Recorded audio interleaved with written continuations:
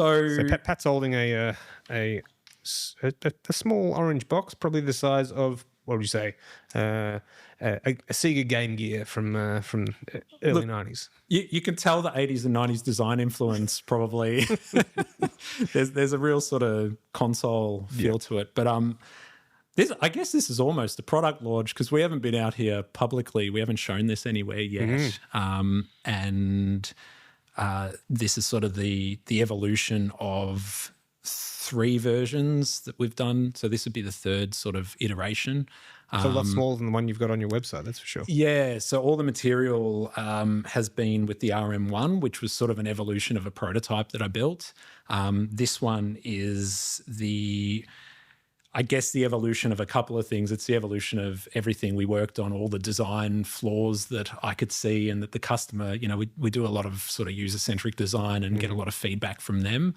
And then also just the battery technology. We worked on a grant with Sustainability Victoria, and that through that we've sort of implemented the research that we did with them, and that's brought down the size and weight of the unit, which has been great. But this is the little unit. It is, like you say, about a ruler's length, couple of packs of cards thick, and it's solar powered, 1-button operation, which was important to the customer.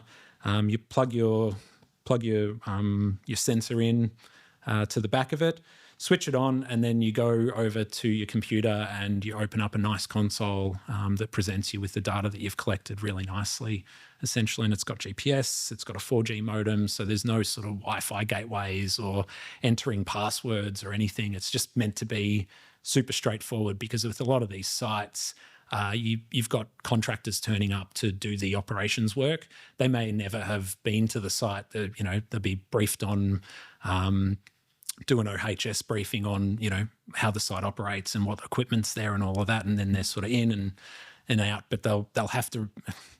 We like them to remove these before they work on the compost piles, otherwise they get bent up and damaged, which has happened as well.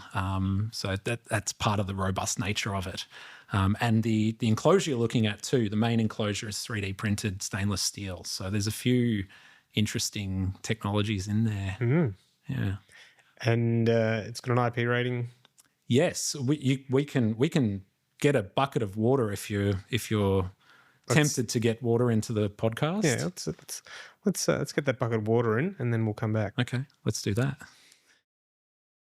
All right, so we're back. We now have a bucket of water in front of us, and you're going to show us this unit underwater. Yes. So this is our a short version of our temperature probe. So this pipe can be, meter and a half, however long we want to make it. This one's maybe 40 centimetres long, yeah? Yes. I've learned not to walk through the centre of town into cafes when I'm having a meeting with someone with long bits of metal and stuff. It makes people nervous. So we built a little demo one. But, good idea. You can imagine if you're on site, you just plug in, put the little lock on, and then you can switch it on. We don't recommend that you run it this way, operate the unit underwater, but what we found over the years is that, you get 80 mil of rain, it's like being underwater, right? So we've dealt with quite a few units that have been underwater and... Oh, he's dropped the whole unit underwater. And he's turning it on, the one button push. You can see on the screen that it's loading the logo. All right, let's have a quick squeeze. Okay, there we go. It's warm in here. Yeah? Yeah. What temperature we got? 20, 21. There you go. Okay. And I'll sit there and warm it up a little. Okay. Switch it back on and get a new reading out of it. There we go, 22.4 now. So we use a lot of underwater gear for our underwater shoots, and a lot of our gear is very much waterproof. I wonder if I could take that one down and how deep would it go? So we've certified to IP67, which is 30 minutes underwater at a metre deep. Okay. I'm confident enough we could take it probably a little bit further if we wanted to, but But that's where we put it. Probably not many compost heaps where I'm shooting underwater, but No. oh, that's pretty cool. It feels like it's very much over-engineered for the usual compost heap. Absolutely, yes. Look, I think the first version that we built, so the way it all came about is we were already building or writing software for the one of the compost facilities that we work with, which in itself is sort of an interesting story. But they came to us at they'd started fresh.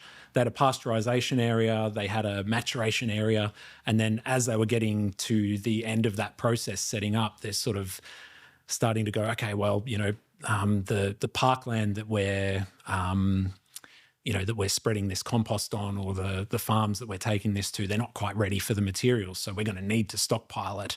And that's when the question came up, like, oh, now we're making these big piles up. We really probably should remote monitor them. Is there anything that you're aware of that does that? Because at that time, there's sort of no one there after 5. There's no one there on weekends. How can we get an early warning? And so we were sort of, mostly thinking like, oh, we'll find a product on the market and we'll just integrate it into our software and, use their early warning system or whatever. But we sort of couldn't find anything that was that combination of like light, easy to use, didn't have, gateway passwords. I mean, they didn't even have internet out there apart from cellular at the time. So that's sort of how it came about. But in building that first prototype, which was a dedicated temperature probe, I'm like, okay, well, we need to put holes in the box so we can put a switch and so that we can, actually plug in whatever we're plugging in. This is looking more and more like some form of computer that's really well waterproofed, but has the holes and can let the sun in for solar power, et cetera, et cetera. And that's where it sort of evolved into like, all right, this is the main application that we're using it in, but perhaps this has a broader application. Perhaps we can, connect different sensors because there's, tens of thousands of different sensors out there. And back to that water quality episode that I was listening to recently that you released, what I was hearing from him is that there's a gap. The science needs more data, and there's just so many opportunities to collect that data. And he was talking about, was Broden, was it? Brady, sorry. Brady. He was talking about, they've got the spectrometer and you need to get the samples and bring them in. And then there's other methods of getting little samples in between that they're thinking about. I just think there's a massive opportunity to fill that gap and to do the automated monitoring so that the people that then know what to do with the data, and are looking for solutions, they have the data they need so that they can come up with those solutions. So that's sort of how it ended up, very over-engineered. So at this point, what other probes could you put in and test for? So we've had a VOC sensor on it, and we actually someone we met just recently, they've asked us for sort of. So you have to explain VOC. Sorry, volatile organic compounds. Like, I mean, I knew, yeah, but the listeners. The listener. We've got to think about the listener. Gee, if only I'd worked in radio and had thought about that sort of stuff before. Yes, so volatile organic compounds, things that it's probably most common in an indoor setting. There are limitations on the types of VOCs and the amount of VOCs that can be released out of a product like a carpet or a paint because they build up in the environment. And they're generally damaging to human health in too higher concentrations. So we're sort of just playing with a sensor just to show the other application. And then we were showing this other potential, we're sort of looking at partnering with some environmental groups that do sort of remediation and that sort of thing, and just asking them about what they were interested in. And their big interest has been in detecting methane, which is, commonly sort of leached out of, old sites like old landfills and that sort of thing. And carbon monoxide is another one, which commonly you'd know that from, not running your car unless it's an EV inside your garage, because the gas that builds up that's really toxic, it's mostly carbon monoxide that's the concern. So detecting those two would be an obvious thing for us to be doing next. So it's waterproof and it's solar powered. Why is solar power so important to you? Look, I mean, just from the perspective of thinking about the user on the site, the less you have to think about with powering the device, the less you have to worry about whether it's actually charged up or running, that sort of thing. So having the user not having to think about, this is a unit that runs on batteries, but is the battery in a good state? Do we have spare units to take while we're charging it, or we have to change out batteries? There's sort of as a clean tech benefit to, I guess, not using just constant disposable batteries, that sort of thing, but just a load on the user of actually managing the power of these devices. Being that it has GPS in it, it does sort of that GPS chip uses a fair bit of power. So to be able to get regular location, you need to have a sizable enough battery in there, and it does draw down. So it just sort of made sense that if possible, we really just wanted them to be able to put it out there and then really just not think about it. And that's where a lot of the design decisions came from. Now, it's a pretty solid looking box. I can't see a battery compartment. How would you change the batteries if they died? Look, due to using lithium-ion batteries and the fact that they can be an expert user thing, you want to open it up by giving it to us and getting us to open it up. But look, on the back, we'll pull it out again. Still running, but. Have you accounted for a wet couch in your podcast from? I'll get the towel rag from the telephone to dry it out. Thank you. There's a rag I prepared earlier. Thank you. This is very, very well planned. So on the back, you've got your back panel there, and we can access everything. I guess I wanted to make it as repairable as possible.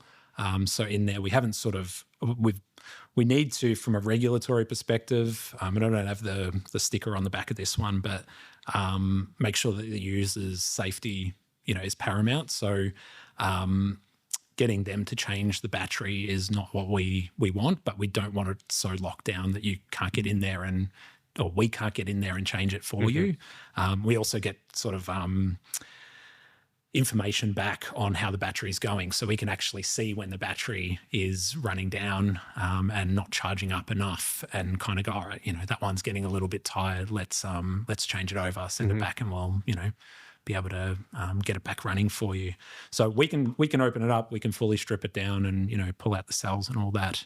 But that's sort of how it works. Tell me about the circuit boards, because you haven't gone with. The mobile phone technology where it's broken, replace it. You've put in repairable parts in there. Yeah. So as much as possible, and I guess as much as possible, we've tried to make it as repairable as possible. And I guess what I've discovered I'll just drop it back in the water now. Sorry, Sam. I've got water all over my face. First for everything on this. It's a wet podcast. Should have done the whole thing underwater. That would have been great. I wanted to make it as modular and repairable as possible. So even stuff like the solar panels on it are they're on the PCB in a way that we can desolder them if we want and put on a new module.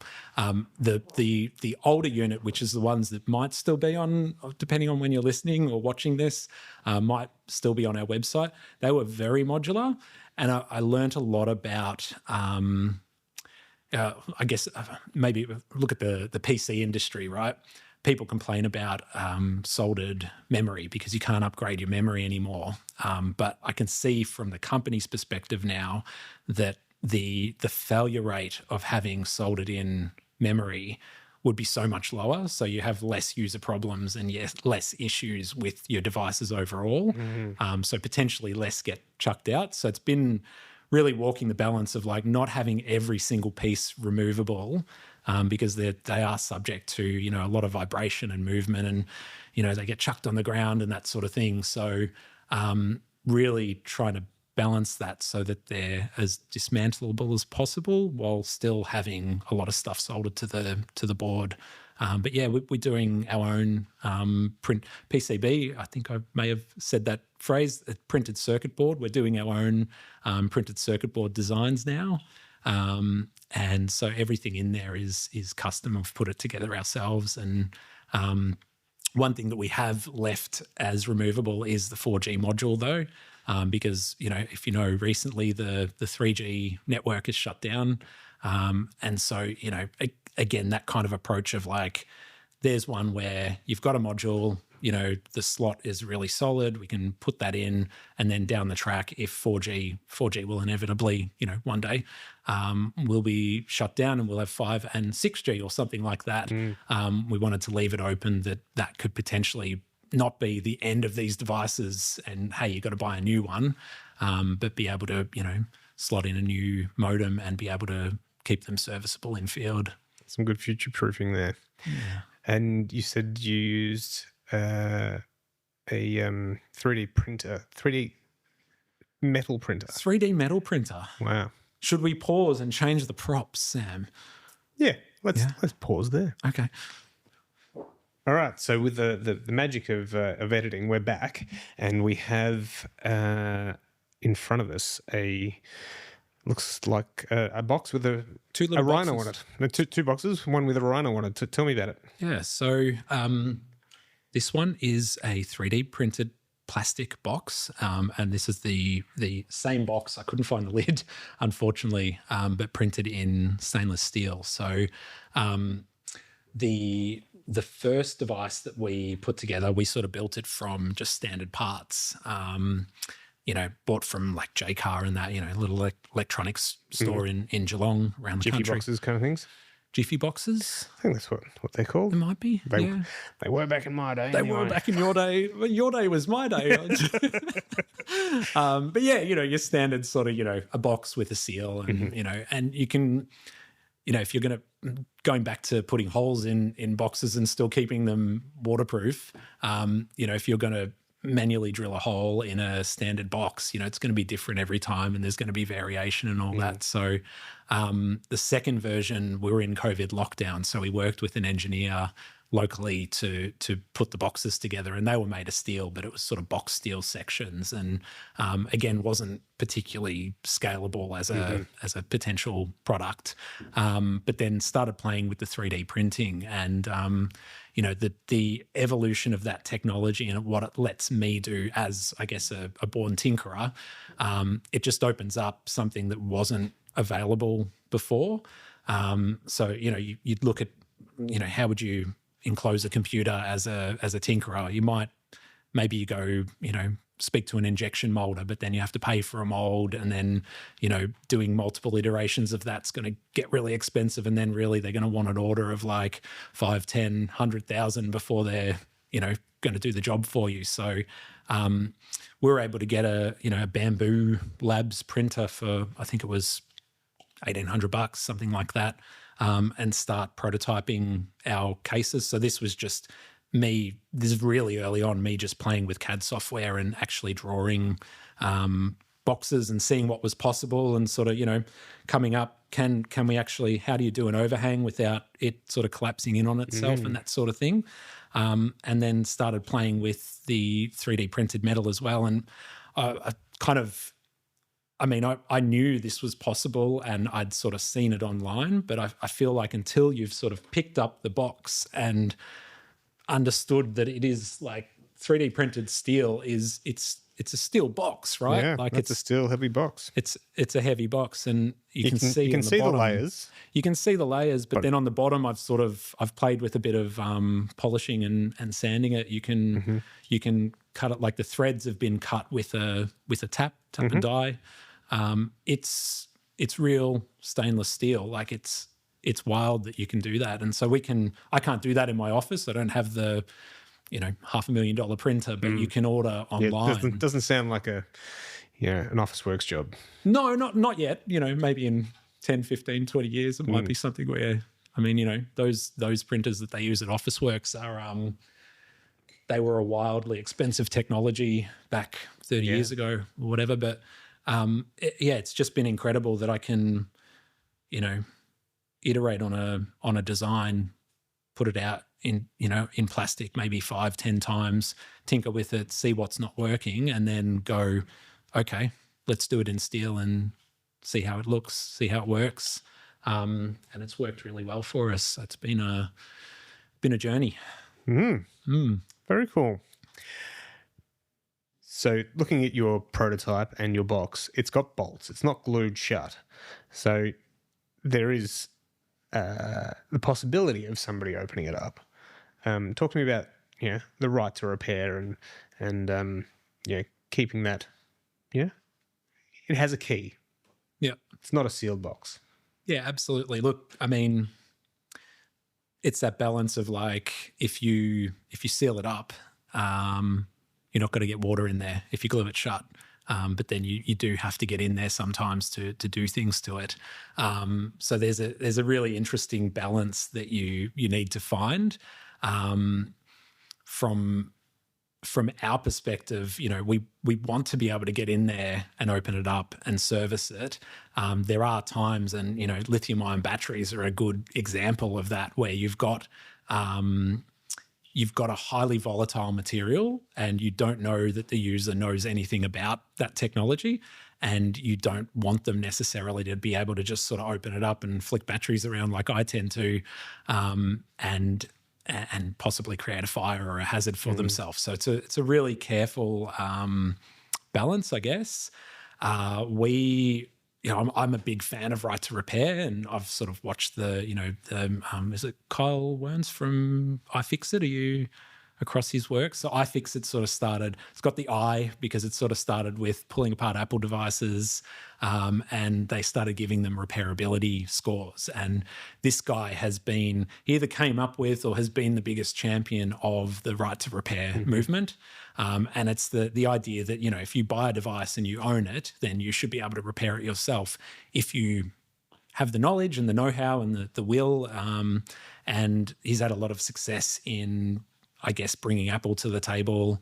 They've been a big thing with John Deere, which is sort of relative to the agricultural technology side of things, that, somebody who is running a tractor on a farm expects 30, 40 years out of their tractor potentially. And, they may be very rural. They want to just keep it going themselves. And the newer tractors were, maybe for good reason, maybe not, I'm not sure, but they were being locked in different ways with software and, all sorts of things that the right to repair movement is sort of saying, well, no, you need to leave these devices open so that if the user does want to get in and do something, they can.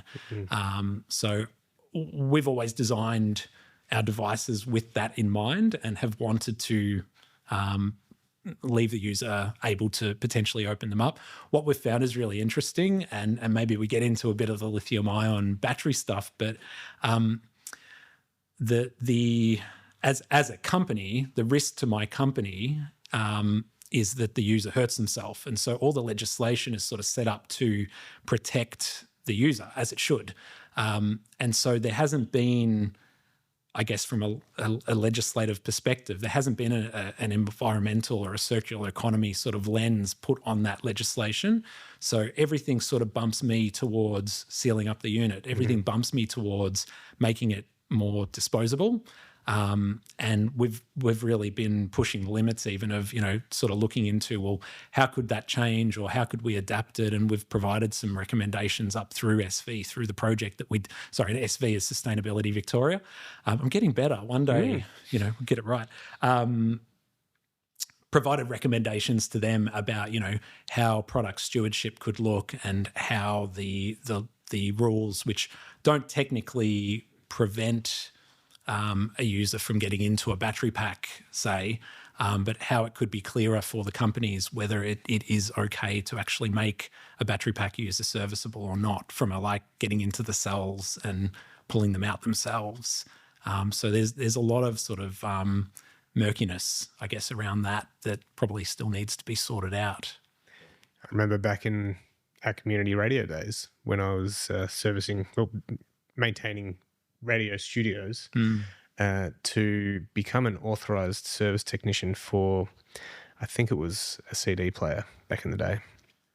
Because their parent company also looked after washing machines, I was going to have to be an authorized washing machine repair person, which felt pretty ridiculous for cleaning the lens on a CD laser. Yeah. Anyway, absolutely. So you're going to get into washing machines as well. That's the question. We could look at washing machines. Got the IP rating.